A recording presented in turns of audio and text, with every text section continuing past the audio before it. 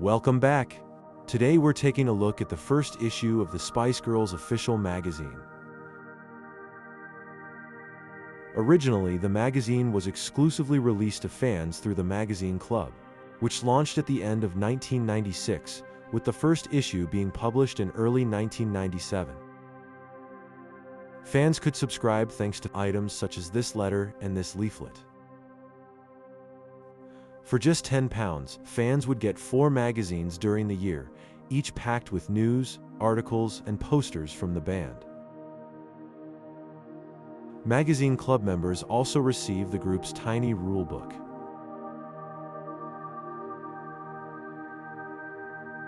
Now this first issue packed a punch. The girls did not hold back. So let's get into it. Various brand and product advertisements were placed in the magazine from companies that appealed to younger customers, such as Oxy-medicated cream. The contents page gave fans a glimpse of what was to come. It also showed the production information for the magazine. Rebecca Cripps was tasked with writing and editing much of the magazine, along with the Spice Girls themselves, whilst manager Simon Fuller was the managing director. The publisher was John Brown Contract Publishing Limited.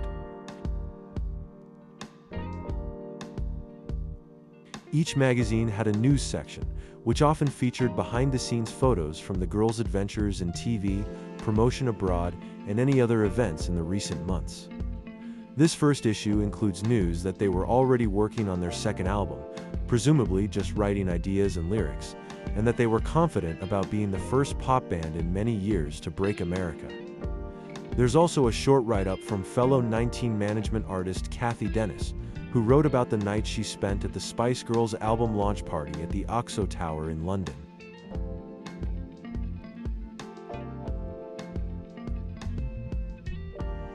In Spice Girls, How Girl Power Changed the World. Former Mirror newspaper journalist Matthew Wright said the Spice Girls could never explain what girl power was. He obviously wasn't reading their official magazine, as a whole article is dedicated to that exact subject. Each Spice Girl also talks about their most admired woman. For Mel B, it's Tracy Chapman. For Emma, it's her mom. For Victoria, it's Princess Diana. For Jerry, it's Margaret Thatcher. And for Mel C, it's Tina Turner.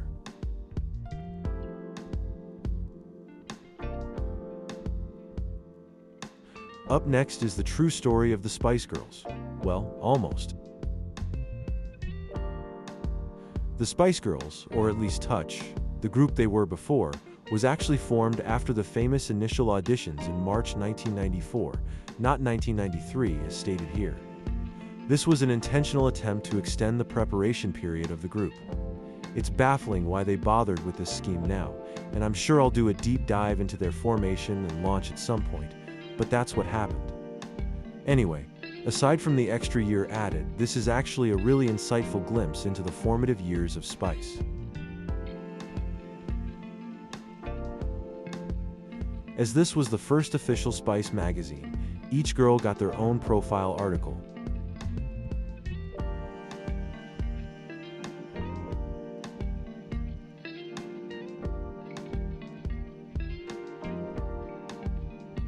The girls also revealed their makeup secrets.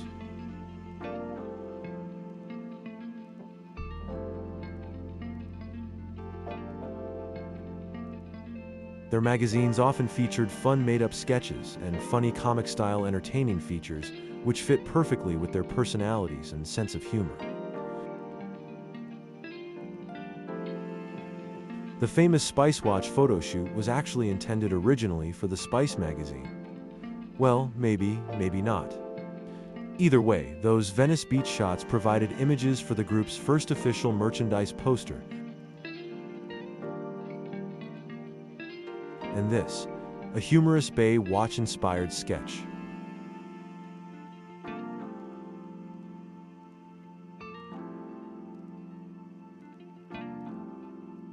Jerry's profile.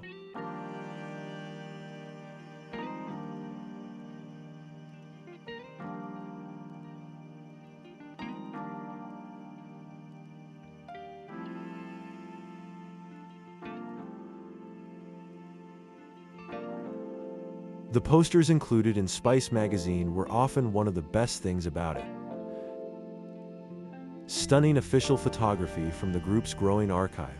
They attempted to use recent shots to keep that up-to-date current feel.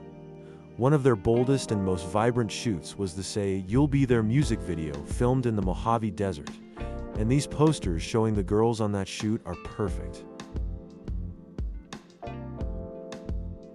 For the double-page group poster, an Ellen Vonenworth image was used.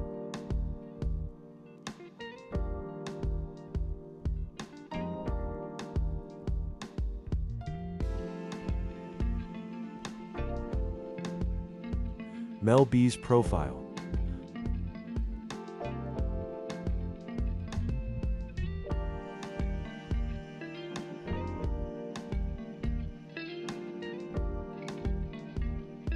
The rise of the girl band. It was so cool that the group paid tribute to those who went before them. Although the Spice Girls are credited with breaking down doors and paving the way for girl bands to excel, they were respectful to those who had already begun the hard work to achieve success as all-female groups. Which is your favorite from these? In 2025, Melanie C. sampled Diana Ross's song Work That Body for her song Sweat.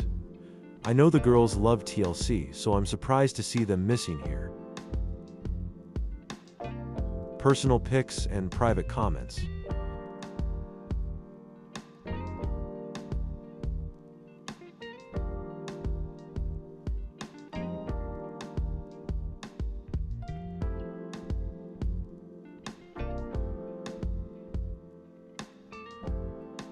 Naturally, there was an official merch order form. Those 15 items from the Spice album sleeve were back. How many did you have? I'll have to do a video on this first range at some point. A psychological quiz to discover whether you were a great mate.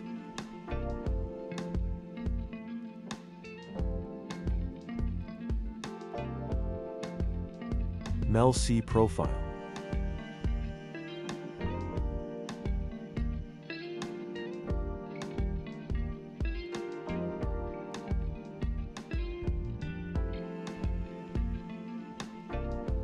The story of the songs was a fun way of promoting their debut album. The track order is a little random, but perhaps this was written before the final order was decided.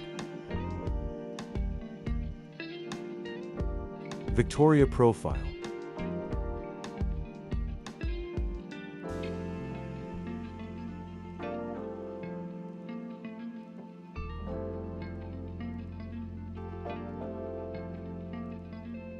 Fan letters and a competition to win goodies and a Spice Girls meet and greet.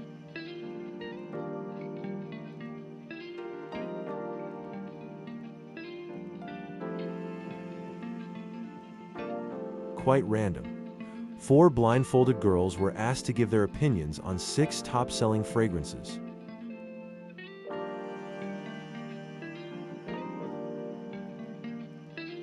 Galactic Goddess Glenda provided horoscopes for the magazine. I'm guessing Mystic Meg was too expensive? The Spice Advice page was always an entertaining read, and for their first ever advice column, the girls didn't hold back. Some of these shouldn't be read out loud on YouTube, but one brutal response from Victoria to a boy who was perhaps trying too hard to impress girls is unmissable. Look at the mirror. Maybe you're a bit of a beep with bad dress sense and you'd be better off spending the money on new clothes. Wow, thanks Victoria. At the end of each issue, a celebrity was grilled, and up first was Liverpool Football Club's Steve McManaman.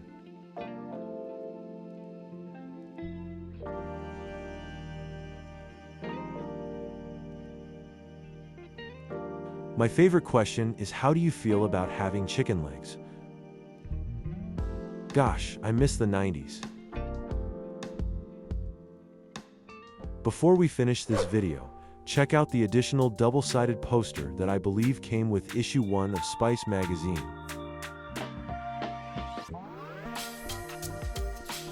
From issue 3 onwards, each issue was also available in shops and had a large double-sided poster attached inside, but Magazine Club subscribers would receive the magazine along with an extra poster.